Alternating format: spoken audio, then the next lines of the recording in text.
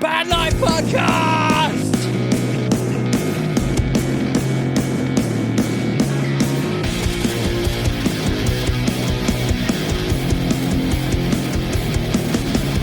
You're listening to the Bad Life Podcast, your number one guide on how to run a profitable band.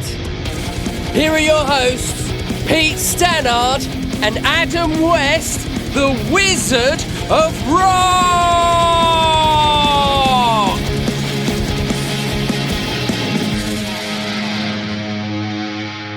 Hello and welcome to the Band Life Podcast, where it is our mission to make you a profitable band, music artist, whatever. I am your host, Pete Stannard. I'm here with the Wizard of Rock himself, my beautiful co-host, Mr. Adam West. How are you on this very fine morning? The weather's not been too bad over my way. I'm loving it, dude. The sun's out, the garden's booming, and I got music blasting out in the garden, upsetting the neighbours. I love it. What more is there not to like about that? It doesn't get better than that. What's mate, that? You want me to turn it down? Oh, I turn it up then. Exactly. Just children screaming in paddling pools while you blast out the death metal. Little announcement for the podcast. Here we go. I've set up a Facebook group for our lovely listener to contact us directly on. We're here for you. Yes, we are. We're here for both of our YouTube subscribers. We have a Facebook group, so if you have any questions about the industry, about the podcast, about us, or anything, go there. We want to try to build a community around this podcast, so I'm sure... And I'll need to make you an admin on that, I think, mate. Sorted. So that you can... I love more workload, you know that. Yeah, you love it. So that's what you're here for. Give me X. But yeah, hopefully we'll have a few people subscribing to that, as well as the YouTube channel. Well, this is the thing. But that's fine. That's fine. Anyway, shall we crack on with this episode? Episode 5. We are really burning through this stuff now, and I like this episode, and I'm a bit excited for this episode, but I'm torn about this episode because this needs a little bit of context, a bit of background. So go for it, Blad. A couple of weeks ago, I put out a post about the Great Escape Festival that's happening here in Brighton. And there were the context of the post was that bands were pulling out. Bands and record companies were pulling out of the festival because the festival is sponsored by Barclays Bank. Now, if you don't know what Barclays Bank is a very large bank here in the UK, and they sponsor a lot of different events, music events, sporting events, like the Premiership is sponsored by Barclays. And one of the issues that people have with Barclays is that they loan money to companies that make weapons. Oh dear. Oh. Now, oh dear. I need to be quite fair on this. Barclays say that they are not an investor in these companies, and these companies are not doing anything illegal. They are sanctioned by governments and everything else. So they are the kind of, for want of a better expression, they are legal arms dealers. They're not your illegal arms dealers selling, machine guns out the back of cars. They're government contracted arms dealers. What? And they've admitted to being that legal arms dealers. Yeah, the companies, like they deal in arms. They sell bombs and bullets and guns and stuff like that. That's what they do. Wow.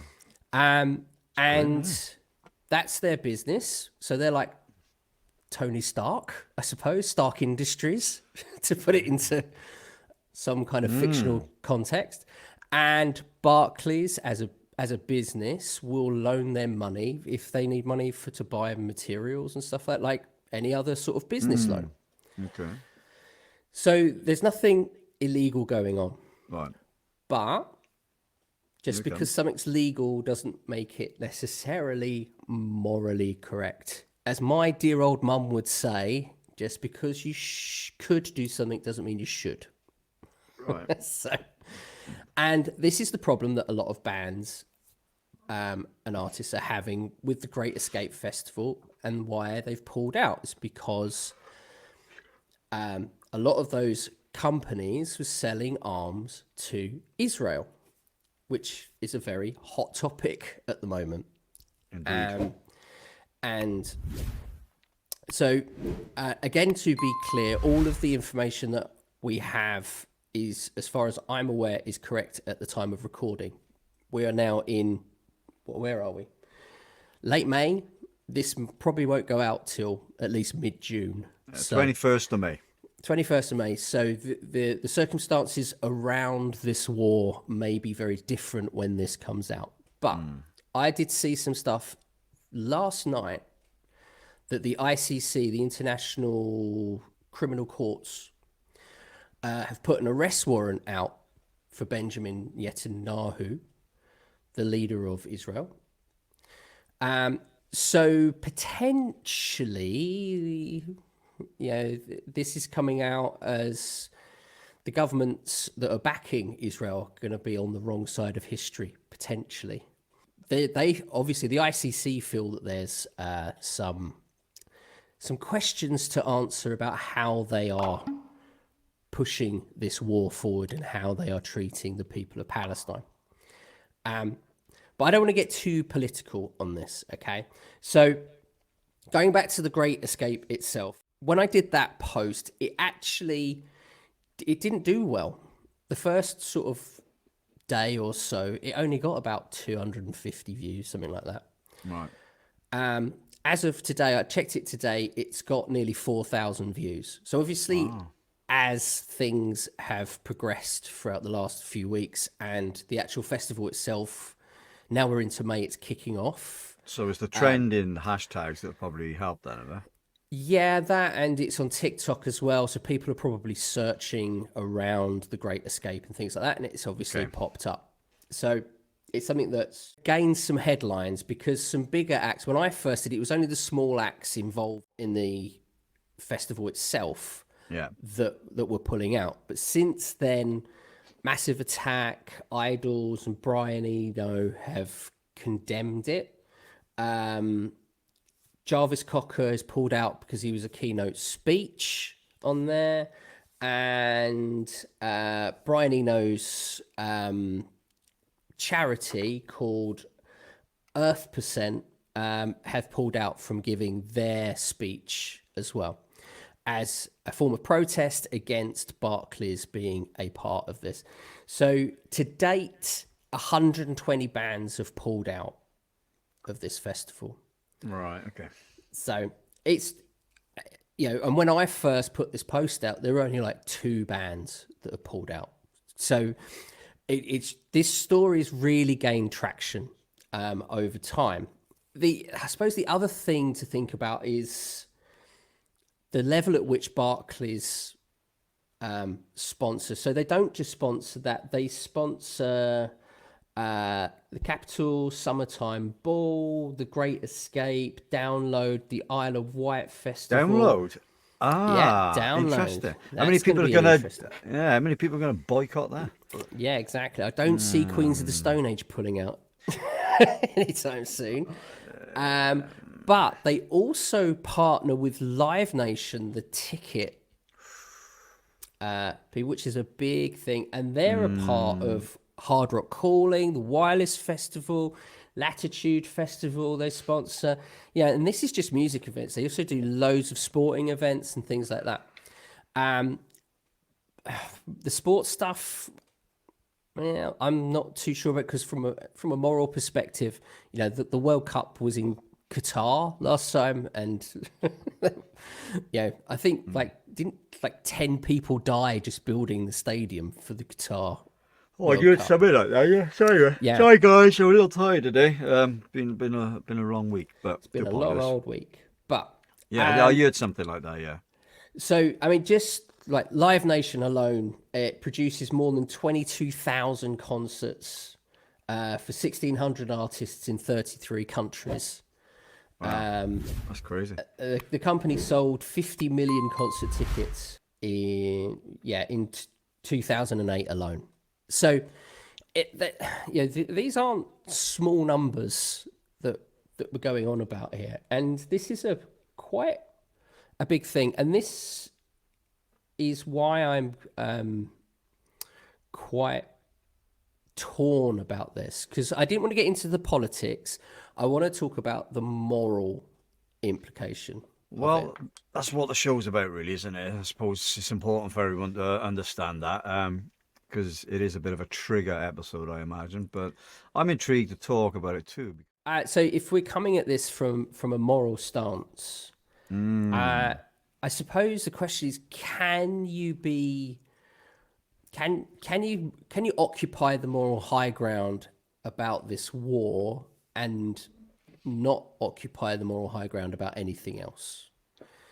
So another example would be the Met Gala recently. There was a big blow up on the Met Gala recently with Hailey Bailey. And actually, I've got the video. Do you want to see the video? Give it a go. Give it a go. If I can get to it. Where are we? So the video. I need my assistant to get me more coffee. Need you? More coffee, dear. Thank you. More coffee. Come on. So here's the video, and I will describe it for our listeners. But those watching on the YouTube can see it. Let them eat cake. Here, take the bomb.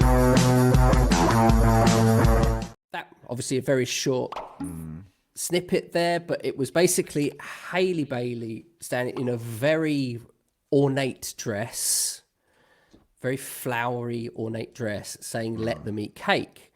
Now, you got to understand the context of this. So the Met Gala it's a mega rich gala.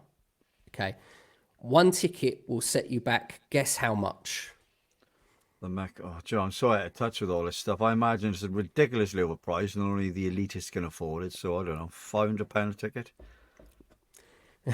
$75,000 a ticket. But it all goes to charity.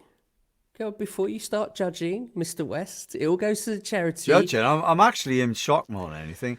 Say that again, right? So the Met Gala is a very prestigious fashion gala. It raises funds for charity, but the charity is for the benefit of the Metropolitan Museum of Art's Costume Institute in Manhattan. And the tickets cost £75,000. $1,000. Dollars. So dollars. Sorry, dollars. Pounds wise, you're just shy of 75,000. So, It's just ridiculous, man. A small flat, depending on where you live, you could. It's a good deposit on a house. Yeah. Do you know what? I'm just going to quickly interject with some of you, and then I'll let you crack on, Peter, right? Because I know you want to go for it. But I think I sent you this video. There's a chap I watched this morning. There's an artist. He must be popular. I'm not sure of him. And what he wants to do, he's talking about the ridiculously priced festivals and events and he wants to put on an event himself where he's offering like almost free tickets to it and a massively reduced cost. It's affordable because music should be available for everybody. Yes, right? Yeah, Young Blood. I think, didn't I send you that video? Oh, you might have sent it then, did you? I think I did, yeah. Then I'm probably catching up with any links of people that, yeah. So I was just like, wow, that's what we want. And then this, I'm like, man, like they've really lost touch. And I suppose that's kind of what we're going to be touching on a bit, isn't it? Yeah, and this is $75,000. Oh, it's a joke. A ticket. Now, in again, I need to be fair. Hailey Bailey's defence, she wasn't attending the gala. Right. She was there working for Entertainment Tonight. So she was purely there to talk to the people who could afford $75,000 a ticket. Well, it ain't me or you, is it? No. Will be the short answer to that. No, What was it, Lars? You were going to say? Dude. Man. I think even if I had the money, I wouldn't, because it's not really for me. But the other ironic thing is... Oh, hang on, Pete. It goes to charity. It goes to charity. Don't be but so that biased. charity is the actual organisation that organised the event in the first place. So it's like me going, I'm going to do a sponsored run for the charity of Pete Stannard. And you all give me lots of money because I'm great. Per sponsorship, there's a minimum requirement of 75 grand. Oh my God, the world's just messed up, man. I know, it's crazy. Sorry, it's fucked up. It really is. Like, come on. So the reason that this blew up was because Hailey Bailey said, "Let them eat cake," which, if you're a history buff, as I'm not, and I had to look this up. Yes, you are. Well, I kind of knew, but I wanted to double check the story, to be honest. Marie Antoinette, just before the French Revolution, she was so out of touch with her people. When people told her that her subjects were starving to death, she said, "Let them eat cake." That's how out of touch she was. And she was a very... Let's say she spent all of France's money on herself, and that's why people were starving to death. And that's what triggered the French Revolution, and that's why she had her head chopped off. Didn't Queen sing a song about them as well, didn't they? Probably. Yeah. I'd imagine so. They're very Bohemian Rhapsody, I think. They mentioned Marie Antoinette. Oh, okay. Bit of music info for you. Bit of music, yeah. So, she was guillotined in 1793, just after the French Revolution. And that's literally what I put on the notes. Ouch. Yeah. So for context is really important here. If she just said it anywhere else or doing anything, no one would probably think of it. But because she was dressed very elaborately, she was at a very elaborate event. There was also protests just before about the Israel-Palestine thing. And it was a very out of touch comment to post. Unless she knew what she was saying.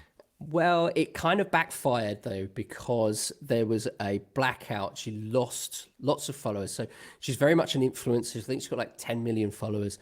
She lost droves of followers from that. And she then started to lose things like her work with Entertainment Tonight. She lost a lot of sponsorship stuff. So if it was her intention, she shot herself in the foot, to be honest. But I'm sure she'll be back with a vengeance once all of this has died down, which it probably has already, considering it was like a week ago. So, but that's the joys of the news cycles, I suppose, at the moment. So the reason that I bring this up is that fashion doesn't have the best human rights record, what with child exploitation, sweatshops, and all the rest of it. Nike have had their problems and things like that. And I suppose for us as music artists, where it kind of slots in with us is, well, when we're buying merchandise to sell, do we look at these sorts of things? Is it something that we're kind of thinking about, I suppose? I don't know. Is it something that you think, because you're doing a lot of merch stuff, Adam, yourself recently, where are you sourcing your merch from? And have you done your due diligence to see if where you're buying it from hasn't had, babies' severed fingers running on the seams of the Shallow Souls beanie hats? Well, that sort of thing. Here's an interesting fact for you, right? So I think most low-key musicians, and certainly the high-end musicians, I think we all, first of all, I think we all try and do a conscious effort and job to make sure that, you know, first thing and foremost, that it's probably locally sourced. It's not harming anybody. I know a lot of bands put some effort into keeping it eco-friendly, so, you know, saving the planet and all that stuff, right? So sometimes, though, it's very, very difficult to find the exact source of where it's made. That said, when it comes to the band merch for the band, we did look at trying to get it locally sourced. So a lot of our items, predominantly the t-shirts, shows it being UK based, right? So we know they're not coming from any sweatshops. Unless there are sweatshops in the UK, which I'm obviously not aware of. Not that I'm aware of, but No. yeah, there is modern slavery here. But I don't. That's a whole other thing. But no, carry on. yeah, Sorry, right. didn't mean to interject. No, that's fine. So one of the concerns most bands have, obviously, is with us, I mentioned it before on the channel, is that I can get t-shirts made from a local supplier that knocks up 100 t-shirts for X amount of money, under 30 pounds or something. And he got his own print shop and he prints them. Now, there's some downsides doing it that way, because obviously this particular individual cannot do the high quality colors that I've implemented into some of the artwork. So then you've got to go a bit further afield to a bigger industry or a bigger company that's got those. So there's places like Pins and Knuckles, they're the most common one that most bands use. So I'll be intrigued to see. I know they got a big factory where they do it, but I don't know where they source their t-shirts from. So we haven't looked in depth where the t-shirts are sourced, but they do say made using ethically grown and harvested US cotton. I think if most of us could get our t-shirts made by very small independent businesses, then we would. But what you end up doing is that your cost to produce it is very high. I couldn't say off the top of my head. We've done our best to try and get it locally sourced. If you click on the one we've got now, Soft Style, just not to go into it a huge amount, but again, what I read out, it gives you whether ethically grown, but you know, like obviously location for some of these are US. And not the UK. So obviously some of the t-shirts we use, I believe, are UK based, especially if you go into the product itself. So yeah, hope that answers the question. I mean, you know, It's a fingers hard. crossed thing, and yeah, if you do want to buy some Shallow Souls merchandise, then get onto their website. The link tree is below, or it's yeah, that's it. Find everything on there. you can find everything at the Shallow Souls website. And without doing too much of a shameless plug, but Adam is I think you're doing the right thing. You're doing as much as you can, and you've looked at it from a perspective of how can we do this locally, and how can we do this ethically, I suppose. But there seems to be so much kind of cloak and dagger about, you know, excusing the pun when talking about clothing, but it seems to be a lot of cloak and dagger about where these things are sourced. Are those UK suppliers a middleman as such? So are they buying the t-shirts from China and then selling it on to you, and all that sort of thing? It becomes a real minefield, I think. Well, yeah, for most bands, I think if I was to speak for them, which, you know, I'm not, but I think for the most of them, we're just like, look, as long as we can see that the company we're using is saying that they're locally sourced and they're not ill-treating people who are making them, we're comfortable with that. Because, like, you know, a lot of our time, we got to write music. Like, a lot of people don't have the time to go into it, because I think you'll probably find that, like you said, maybe they're getting it from China, the teas or whatever, and then they're producing them in a UK factory to print on. Because if it's cheap, you know someone or something is suffering. So like when you buy cheap food, your health is going to suffer. And I think it's the same sort of thing. You know, I don't think there's any way that a band could charge £8 for a t-shirt and actually make more than 10% profit, because that t-shirt would have to be cheap and very nasty probably, because how can you sell something that cheap?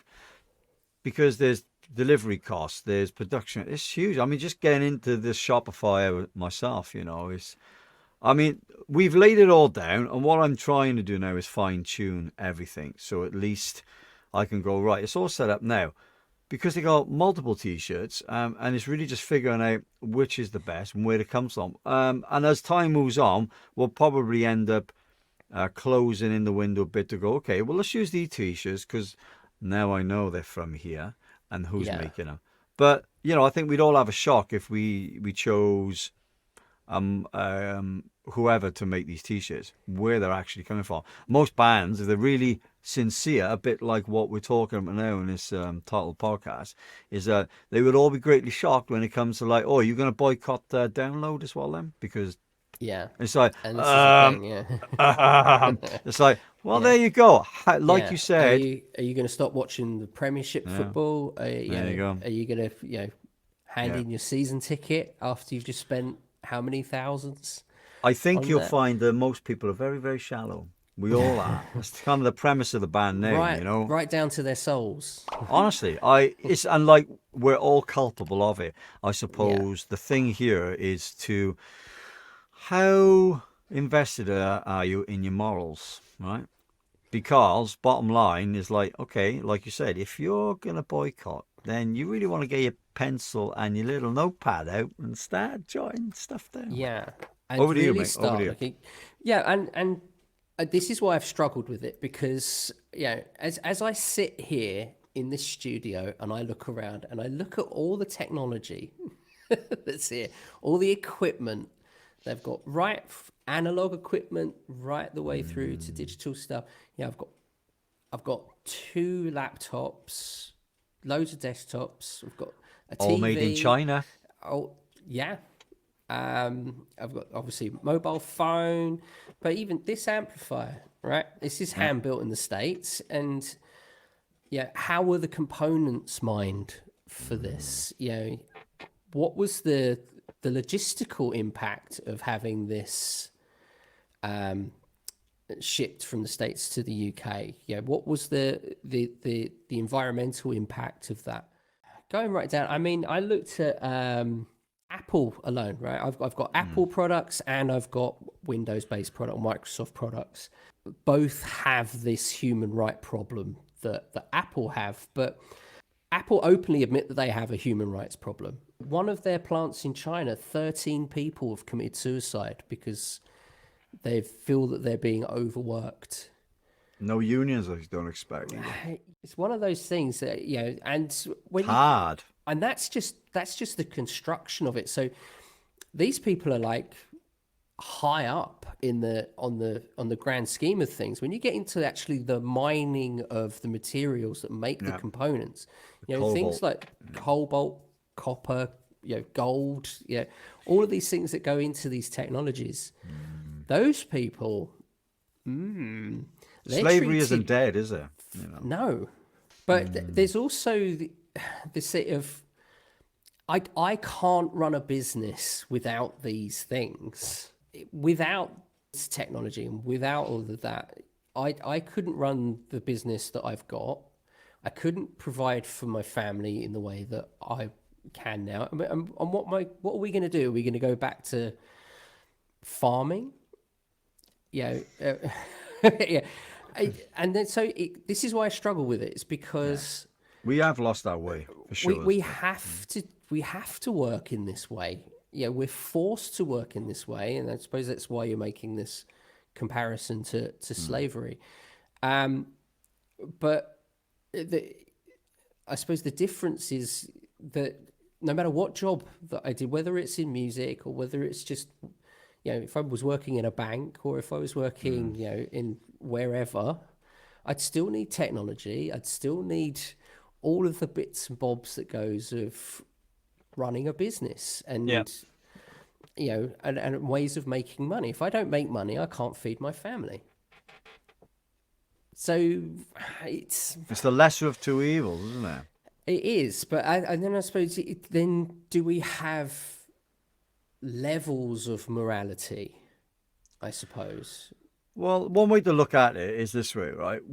A lot of us, if not all of us, are brought up into this matrix system. We spend most of our lives living within it before we understand how it works, who controls it, and then decide what my morals are. Because when most people go, oh, I didn't know, it's like, well, that's not your fault, right? There are powers at play that put all these pieces in place to gather people around, to buy their product, and so on and so forth. It's a matrix system that a lot of us are not aware of, don't have the time to research or look into at a young age. It's not until you probably get to our age that we are now, the ripe old 40s, that you're like, where you start questioning things and sort of probably going, something not right. And then, you know, and I suppose, I don't think it's any of our faults, really. We are where we're here. A lot of this has been is controlled. So yes, like you want to start your business, well, you know, settle this up, okay. Like, do you know how long it takes just to try and get any information alone? Like, it would take how long would it take to maybe actually find the source of where your t-shirts are coming from? You probably spend a day actually getting into it. Now, then you're going to spend maybe a day or two looking into all the components that come from your product there. And then you got a decision to make. If you know, and for a lot of us that are musicians, our intent, I suppose, is to write meaningful and beautiful music that has an impact on the human soul. Is that a bad thing? I don't think it is. So it can basically signal out the negative side of what got us to be able to do this thing. Now, can we make people aware of it? Sure.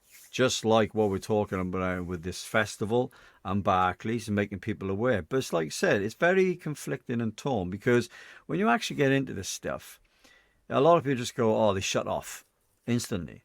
And because they don't want to admit that actually what they're doing and what they've got to give up is the key thing here. Yeah. Is like you say, you mentioned download and the ticket sales. I'm like, okay, fine. You want to stand on your moral high ground? Good. Okay. Now, we're going to tell you the other bits and pieces. It's very, very wide and broad. So, okay, now tell me where you stand. When we talk about morals, I think it's really important that you stick to your guns as an individual, because sometimes when you go do your homework and research on ethically sourced clothing, on certain banks that are funding certain things, I think people will be generally very, very surprised of how deep it actually goes. And without getting labelled the tinfoil hat conspiracy theorist, it's like, no. Like, you know, this public knowledge. And we're talking about some serious effects that has some serious consequences to artists, musicians, venues, and the whole shebang. You've just read off some of the products. You've just read off some of the items that we're talking about in the notes, and it's just like, that's just a small fraction. It's like, my God, it's quite alarming, right? I mean, so you're telling me they've got ties to all those different entities? I'm like, yeah, it's a tough one. Where does it stop? Yeah. And, if you're that's just one bank, and not right, even the biggest bank. Yeah, the tentacles, mate, of this bigger entity is massive. So it is very conflicting, and it's also important to talk about, I think, because if you're really gonna, and this is what gripes me sometimes with these influencers and these people out there, when they're like Mary Antoinette, very out of touch.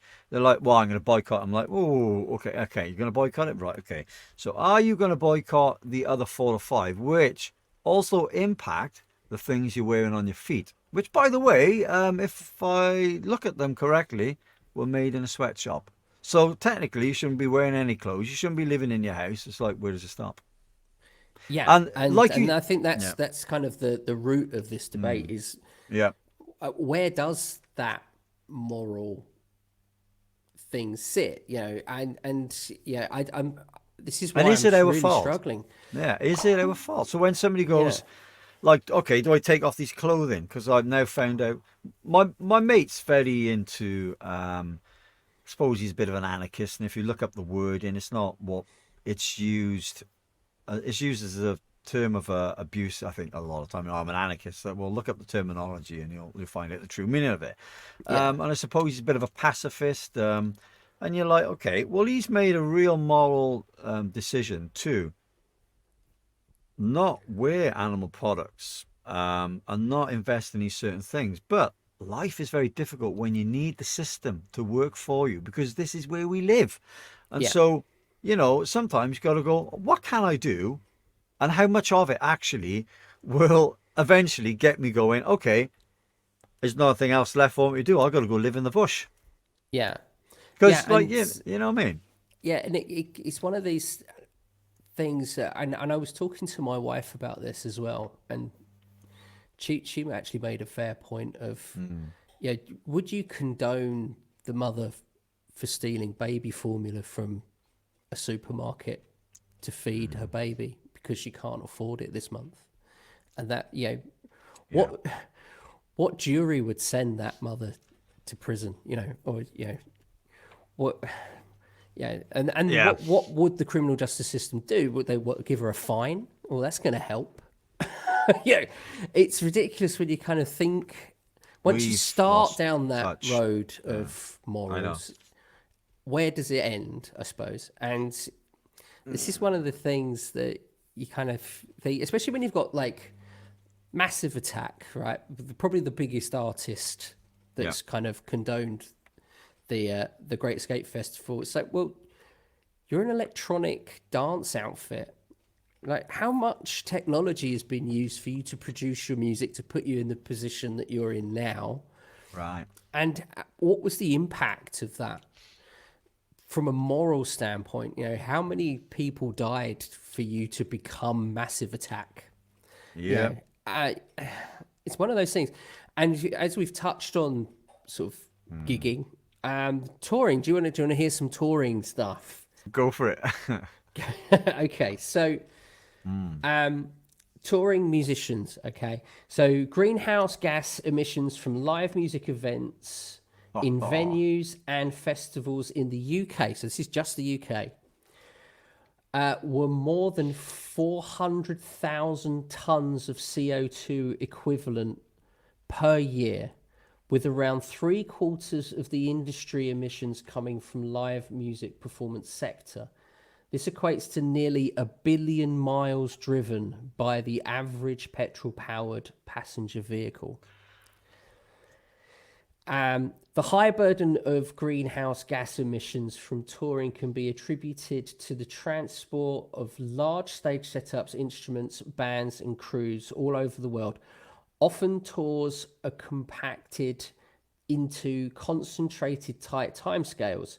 To accommodate this, private jets are frequently used, which on a 500-kilometer trip emit 4.5 to 14 times more CO2 than a commercial airliner. And that's So, Iron Maiden, give up your plane. sell the plane, Bruce. Come on, mate. I But I honestly, suppose they actually have a jumbo jet. Again, it's one of those things. It's just like yeah, I know. and yeah, if our listeners, I will leave the link to that report for our listeners to peruse. It's not us saying it. That's not us saying it. That Okay. it's the climate news. Right. .co.uk. I think it's really important too, right? With all that said, if I may say, that we have really lost our way in this world, all of us. I think we Like, I know a lot of people are making a really conscious effort to try and get back to the roots and the basics, and in terms of music's and moral, I mean, we've really fallen quite a way off the wagon, I think. And when we talk about stuff like this, you know, it's like we're getting further and further to the edge of that plank. Eventually, we're gonna all just fall off. Because is it Barclays Bank they're boycotting? Is it? Or no, the actual music? They're boycotting the Great Escape Festival itself. So, did the Great Escape Festival actually know the Barclays Bank had ties to all this? I don't have that information. I couldn't tell you. And again, you're right, Pete. It is a tough one to digest because morally, was it are music artists moral, immoral, or hypocrites? I think for the most part, we're hypocrites, but unaware of a lot of what we're doing that it becomes hypocritical. Yeah, and this is the big question. This is of the crux of this conversation. Is I don't think you can be 100% moral. Here's another one for you quickly, right? It's like beer. The amount of water that is used to produce beer. Yeah. Do you produce beer when we have a drought? Yeah, of course you do. Like height of summer where everybody likes drinking and having a good time? It's getting hammered. Yeah, and there'll be a lot of environmentalists who say, well, yeah, but if you're going to choose your battles, even if you get a reasonably sourced piece of clothing, the amount of water that's going to be used into that, I think it's like it was something ridiculous. Like there's tens and tens of liters of water that goes into producing each T-shirt in the world. And it's one of those kind of things that you kind of go, okay. And I think from a personal perspective, I'm kind of coming down on you're going to have to choose what hill you want to die on at the end of the day. And if you're doing what you can, and it's it's not massively ignorant, but you're going to be hypocritical either way, no matter what you do, because if you take a stance on one thing, you can't occupy the moral high ground on something else, because morals are morals at the end of the day. So we're going to be innately immoral regardless. I know the world is messed up. I think everybody kind of understands that now. If we're making a moral decision to try and somehow improve the lives of other people, help each other out, then if we're doing that in just a small way, it's the best we can do. The thing is, we don't run the show here, do we? We're not running the show.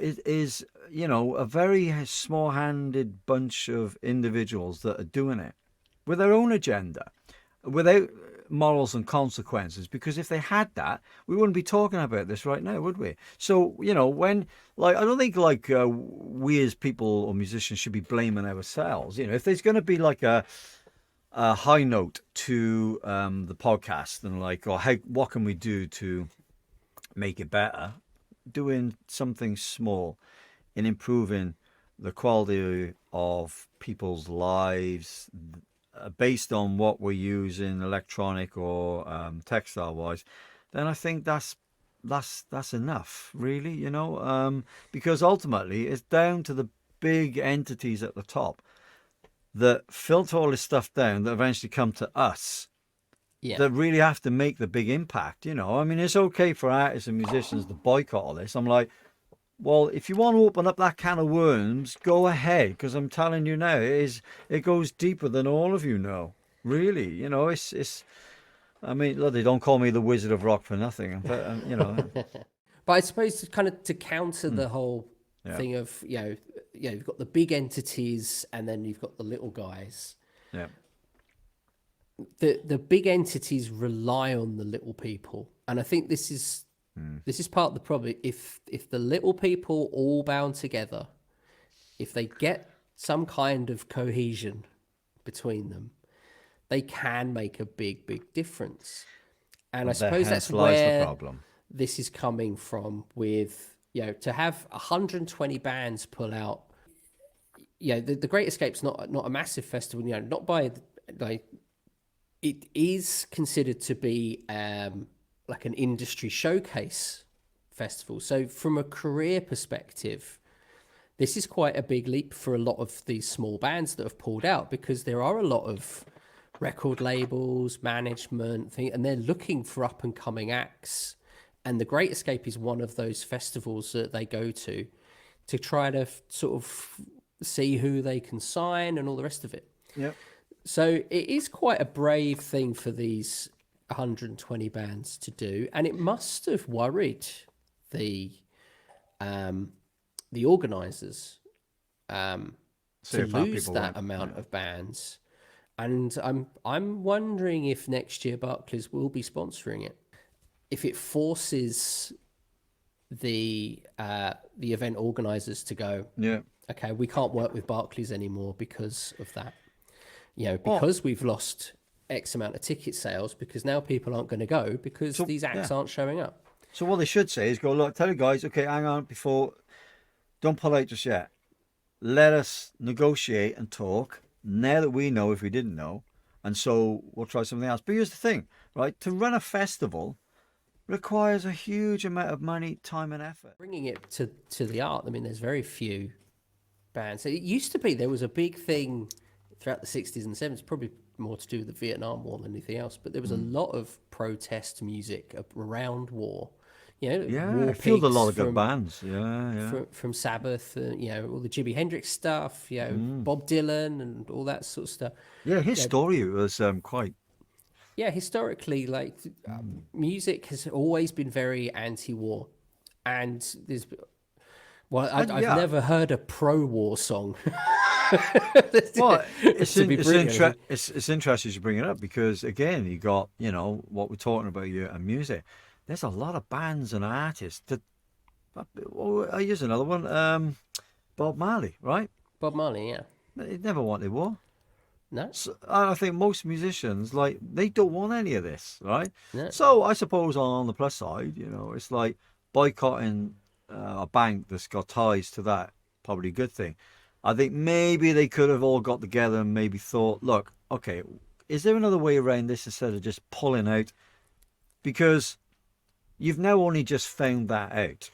So you've impacted now the lives of many, many people, and probably doing more harm by pulling out. If I was playing it, I would probably try to do some form of protest around it at that gig, and try to get that message out there as much as possible, saying, Barclays, they need to have a better moral stance on where they're investing their money. Well, I think, it's it's a very, very contentious subject, and doing something like that, I think, will be have a lot more impact, I think, because the news cycles, they run so quickly now. This will be forgotten. Probably before this actual podcast is aired, and everybody goes back to their daily lives. Unless something happens with download or something like that kind of props it back up again, sort of thing. But if all of those bands got together and had a sort of single-minded protest around it, rather than just sort of jumping ship, as it were, I think that would have a lot more impact, because you're going to have that initial thing of going, well, we as a collective band, 120 bands, we're going to do a protest, and you put that out on social media, and you put a press release out saying that we're going to protest this, protest the Great Escape this year because of XYZ. They could just say we're not happy about what the information we've found out, but rather than just ruin the whole thing, we'll carry on. But just so you know, we're obviously not happy about this information we've just received. Because I can't imagine anybody on the lower levels would have known that. I didn't know it. I mean, was there a possibility that it's true? Well, that could be said for anything, any entity that has a lot of money. So I think, on the front of it, most like didn't know. I mean, I didn't know it was funded by banks, or like actually how many. I don't know how many banks actually fund how many festivals anyway. But if you think about it, right, in order to get these huge scale events up, you need some money from somewhere, because the likes of me and you don't have it. And I It's suppose, expensive. coming at it from the protesters' side of Yeah. that, is that it said, well, maybe going into these festivals, you should be proactive on who's involved, who's financing what, and all the rest of it, so that you can make that moral judgment and you can make an informed choice Yeah. on whether you're comfortable playing that or not. And without that knowledge, these things get overlooked, and that bank will then get the advertising and everything else, and it can then generate more money that it can then lend to, or more arms manufacturers, and then they can finance the war machine that is ultimately killing tens of thousands, hundreds of thousands of people in certain areas of the world, in the matter of, was it 300,000 Palestinians have been killed over the last few months? Man, it makes me sick. Yeah. It really does when you hear stuff like this. It's like how long have we been at this for?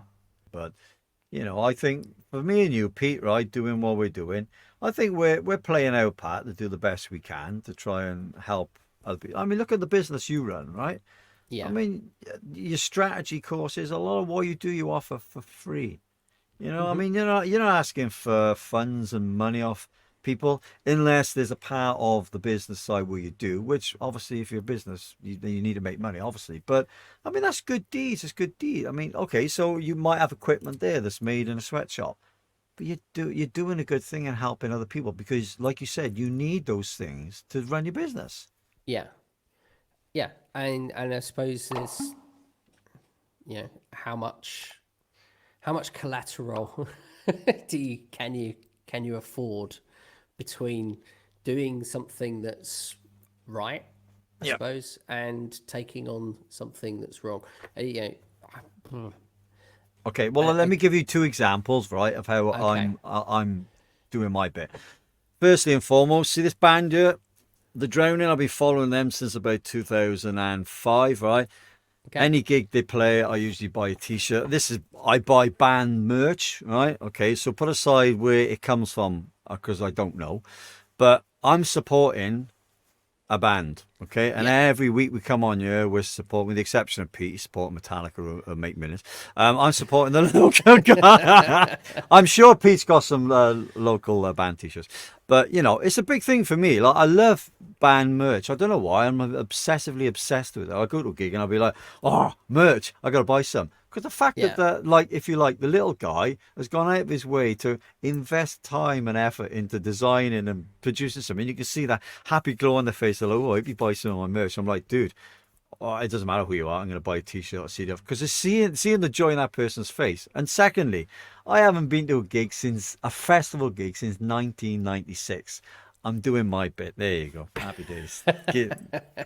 Seriously, I wanted to put on events to try and help the little guy, because not only is it costly to go to these events, like, I'm just like, well, yeah, they have a big impact, don't they, on a lot of things, but for the most part, it's very expensive. And yeah, so I done my bit. I've been to a festival since 1996. So there you go. Yay! Fair enough. And actually, the only festivals that I go to are small local ones, and That's right. Yeah. I do try to buy the merch from the bands as much as I can. But there's only a certain amount that I can do as an individual, and yeah, I do all of my strategy stuff is for free. The only thing I charge for is music production, and that's it. And that's because I want these bands to be successful, whether they work with me or not. Yeah. I hope that they can sort of take that information and apply it to their business or their strategies, I suppose. Yep. And gain some traction at least from that. So I don't keep anything at the end of the day. I'm trying to try to be as open about what I know of the industry and what I know around what I do. But do I know everything? No. Will it work No. for everyone? No. Exactly. Yeah. None of us do. That's the point. And and I think this is part of the problem with certainly educational stuff, is that you've got these kind of gurus, quote unquote, saying, this is how I get 1 million followers on Instagram. And I'm like, well, do you want 1 million followers on Instagram? And that sort of thing. Well, you do if you're spreading a good deed or a good word, right? And I think that's pretty much what we're trying to do with what we're involved with, right? You and your business. Yeah. Well, like, you're doing a good deed, trying to help, your fellow man. I mean, that's the starting point. Anything else is mostly out of our control. Like when people go, I'm going to change the world, it's like one person won't change the world. But No. the influence of one person onto the next one will tell Yeah. somebody else, and off you go. Yeah, well, that's how you started. I think if we're all doing that, then kudos. That's great, yeah? Because nobody likes the way things are at the moment. Let's be honest. Music related, merch related. It's really tough at the moment to live. Yeah. And that's why I kind of went And that's not funny like thought that. It's along just, the lines of, if those 120 bands played protest shows at that event, yeah, that would have a bigger impact than course, just kind of yeah. going, right? Because absolutely. the news cycle will forget about this. Yeah. Like I say, probably before this podcast comes out. But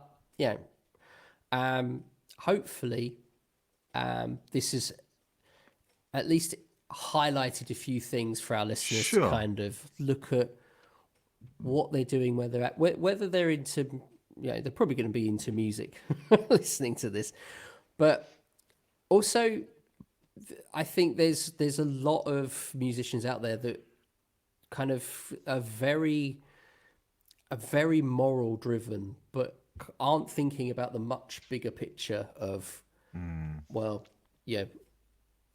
was that guitar that I bought, was the wood, sustainably cut down?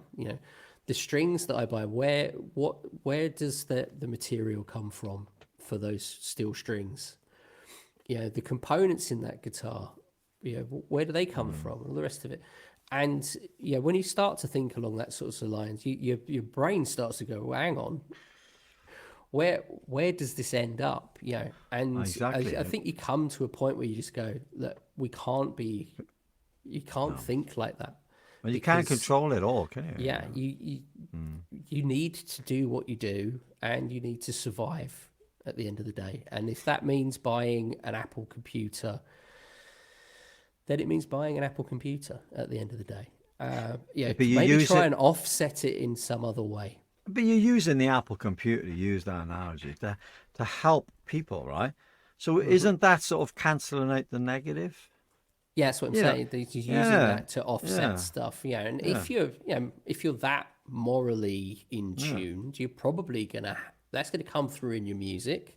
Sure. And if you can create awareness of those moral problems, then that will hopefully move things forward in a positive way. And if you can, like you say, if you can get a collective of people behind you in doing things for the right, the people at the top, they have to listen, because at some point, if everyone goes, I'm not going to buy any more Apple products, Apple have got a big problem.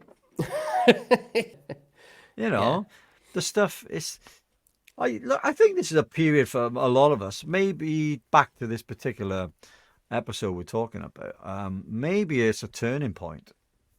Maybe this needs to happen so we can move on to like a better world then, or a better understanding of what we're doing. I mean, what do you think, Pete? I think stuff has to get really bad before people take action on stuff like this. So like if you speak to people about the environment, for example, like global warming and stuff like that, a lot of people go, what can you do? And it's like, well, not a lot until your house is under 3 foot of water because it's flooded, because of the sea's risen X amount, or the local rivers burst its banks, or there's so much wash coming off fields and stuff like that basically animal excrement is flowing through your front room. That's when people start to get really, and it's one of those bizarre things. Like, I think we've covered all the bases. Damn, boy. Of this, because I didn't expect this to be a conversation that we could end, because I don't think you can, to be honest. But I think it's a really interesting conversation to have. I think it's relevant. Yeah, little, very much so. Without getting too invested in all the issues, because I suppose it's important to say that well, for me anyway, I'm not. I just want to play and write music and have a decent crowd to play in front of. Anything else of what we've talked about that comes into it, I guess we'll deal with it when we do. But because there's just so much to cover, we'll all end up giving it up, I think, wouldn't we? Yeah, I think if you're so moral, you wouldn't end up doing anything, because nothing will be right. Yeah. It's tough, isn't it, man? So when you sent me the notes for this, I was like, man, this is gonna be a deep one. I was just like, okay. I was gonna message you beforehand actually and go, right, are we really doing this? This is a deep one. Bad Life Podcast!